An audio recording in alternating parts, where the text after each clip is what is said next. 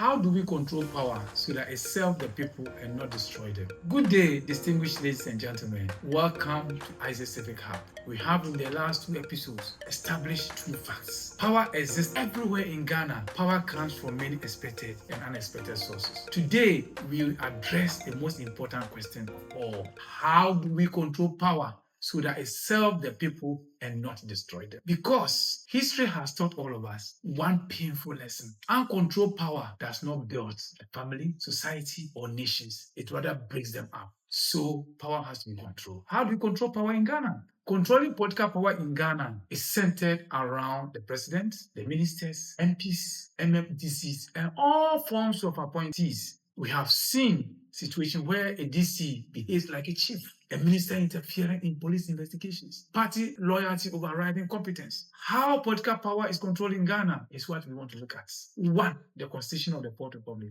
which says that the president's term shall be two-term. They also talk about separation of power to some extent as judiciary, executive, and the legislature. We know very well when president has nominated his favorite people to be ministers, they have to be vetted and approved by parliament, and I'm sure you all enjoyed that session. Ministers are questioned by parliament on any important issue that borders their ministries. Ministerial budgets have to be approved or rejected by parliament. In the same manner, court can also declare executive and parliamentary actions unconstitutional. Media and other members of civil society, including investigative journalists, will expose government contracts that are inflated. Ghost names in the public payroll can all be exposed. Corruption scandals are always brought up by the judiciary, by the investigative journalists, and even parliamentarians. All of them find work controlling power. In the same way, chieftaincy and other traditional institutions also have enormous powers through land administration, customary law implementation, even community resource management. Some chiefs, we all know very well in this country, sold land to multiple buyers. They displaced indigenous, enter mining deals without community consent. These are all abuse and misuse of power. Traditional power is really controlled through various forms of checks by the Council of Elders and Queen Mothers. Me and you may not see that. The chiefs are checks very well. Chiefs are also using that opportunity that they have to see how they can mobilize resources for their community, but sometimes it's overly abused through protests and very other forms by which they check their traditional authorities as well. Religious power is also deep in Ghana and very emotional. Pastors deciding marriages, prophets influencing voting behavior, financial exploitation in the name of seed sowing and other forms. However, religious powers can also be controlled through members questioning respectively issues that they do not understand. Churches have governance structures, board of elders, financial accountability system, auditing systems. All are means by which the churches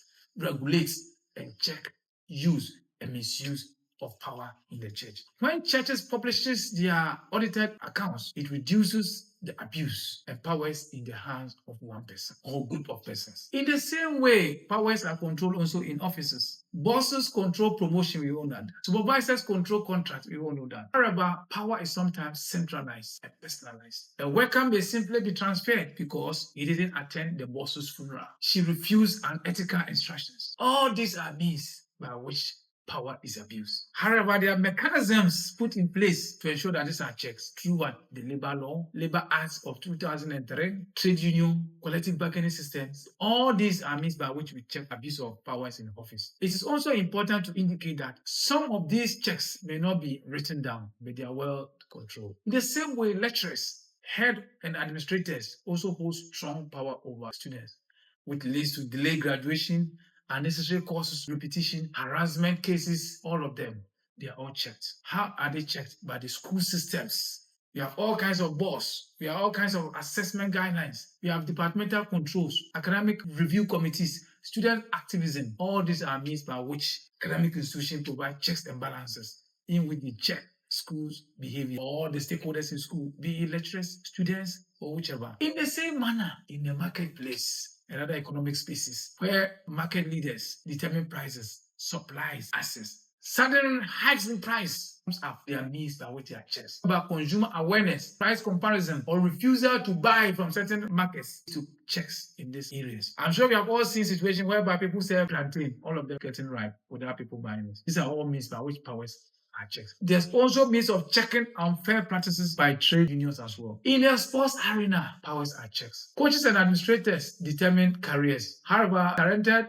players find different means by which they control these coaches and others who overnight engage in all forms of activity. All these are means by which powers are checked. Controlling power in the family and also in groups. These are all means by which powers are checked. However, in the home, there's several means put in place to check various powers of the father, of the mother, the senior siblings. These are all means by which powers are checked. It's important to come to this realization. Power is not an enemy, but abuse of power is an enemy. Power does not help us to destroy us, but help us to build us. Ghana, we do not need strong men.